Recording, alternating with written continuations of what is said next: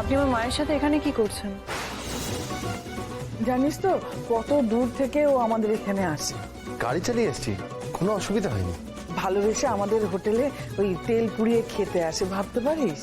আমি আপনাকে বলেছিলাম না আমি আপনাদের হোটেলের 1 নম্বর কাস্টমার, তাই এসেছি। ওই এখানে এসেছে তো, তাই বললাম যে মায়ের মন্দিরটা একটু দর্শন করে যাক।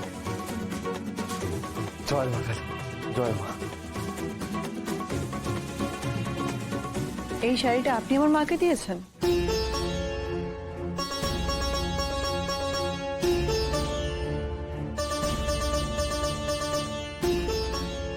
কেন? কদিন চেনেন আপনি আমার মাকে যে শাড়ি গিফট করে বসলেন? কি চান আপনি আমার মায়ের থেকে? চাওয়া পাওয়ার কিছু নেই ম্যাডাম, শাড়ির দোকানের লোকটা বললো একদম হেভি, তাই ভাবলাম ওনাকে গিফট করে দিই। শুধু শাড়ির দোকানের লোকটা বলল তুই এভাবে বলছিস কেন ওনাকে?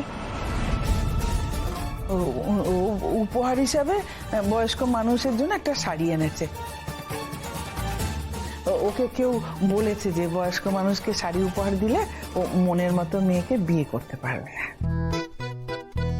হ্যাঁ একদম সত্যি, কালকে একজন চা খাইয়ে বললো যে বয়স্ক মানুষকে শাড়ি গিফট করলেই আমার বিয়ে হয়ে যাবে। বিয়ের জন্য তো দেখছি আপনার বড্ড তাড়া। হ্যাঁ, কিছু বললেন? বললাম বিয়ের জন্য তো আপনি পাগলের মতো হয়ে উঠেছেন, এত তাড়া কিসের? হয় হয়, কারোর কারোর এরকম তাড়া হয়। বলছি আপনার হয় না?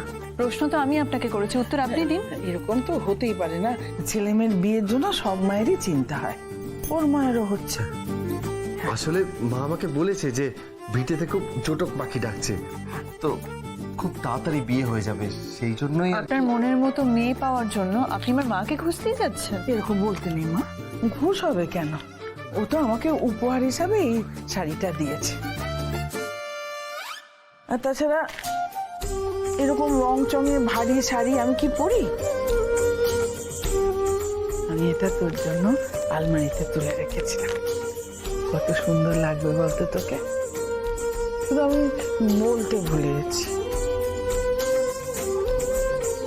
শাড়িটা উনি পরবেন? আপনি সত্যি বলছেন অন্নমা, উনি এই শাড়িটা পরবেন? হ্যাঁ, কিন্তু বারবার একই প্রশ্ন করছেন কেন আপনি? কেন এই শাড়িটা আমি পরতে পারি না? না না, কেন পারেন না, নিশ্চয়ই পারেন। অন্নমা তো ঠিকই বলেছে, কি সুন্দর রং, আপনাকে তো খুব সুন্দর মানাবে।